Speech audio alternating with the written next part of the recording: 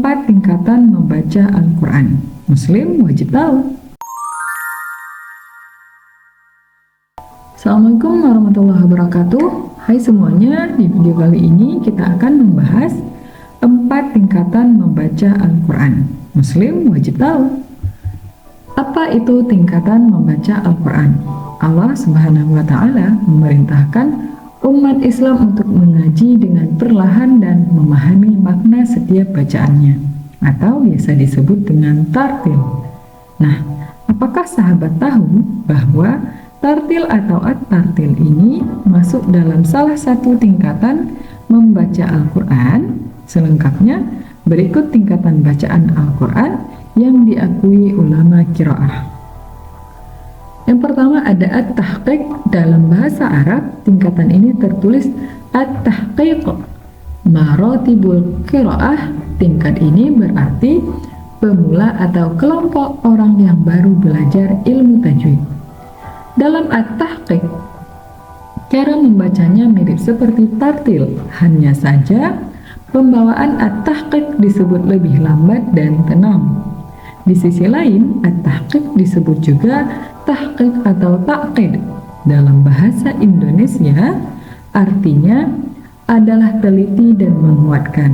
Jika diartikan secara harfiah, tahqiq adalah tingkatan membaca Al-Quran yang dibaca dengan lambat dan tenang, namun tetap terkesan kuat. Yang selanjutnya, at-tartil.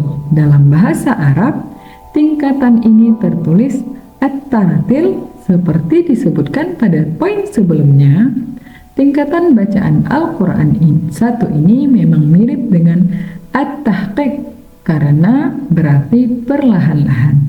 Hanya saja bacaan perlahan pada tartil bertujuan untuk membantu seseorang dalam memahami Al-Quran.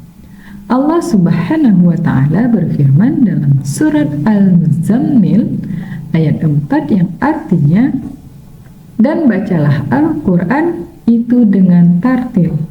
Dari firman Allah tersebut sudah jelas bahwa setiap muslim setidaknya harus membaca Al-Quran dengan tartil untuk memahami dan mentadabburi kitab Allah tersebut. Yang ketiga ada at-tadwir. Tingkatan membaca Al-Quran selanjutnya adalah at-tadwir.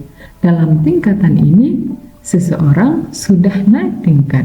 Sederhananya, bisa dibilang bahwa kecepatan membacanya sedang, tidak terlalu cepat dan tidak terlalu pelan.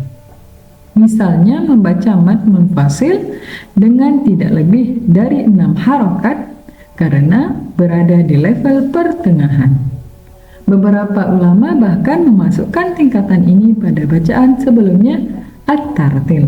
Namun, sebagai pemula, tidak ada salahnya untuk mempelajari secara utuh agar pemahaman tentang Al-Quran jadi lebih mendalam.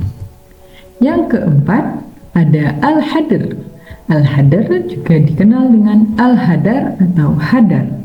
Dalam tingkatan membaca kitab Al-Quran, al-hadar berada di tingkatan tertinggi karena bacaannya paling cepat.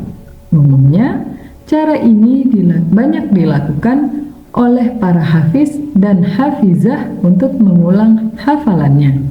Namun, perlu menjadi catatan bahwa meskipun dibaca dengan cepat, namun seseorang juga harus memperhatikan hukum-hukum tajwidnya.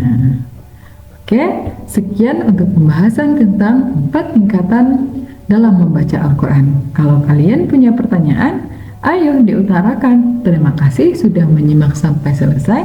Assalamualaikum.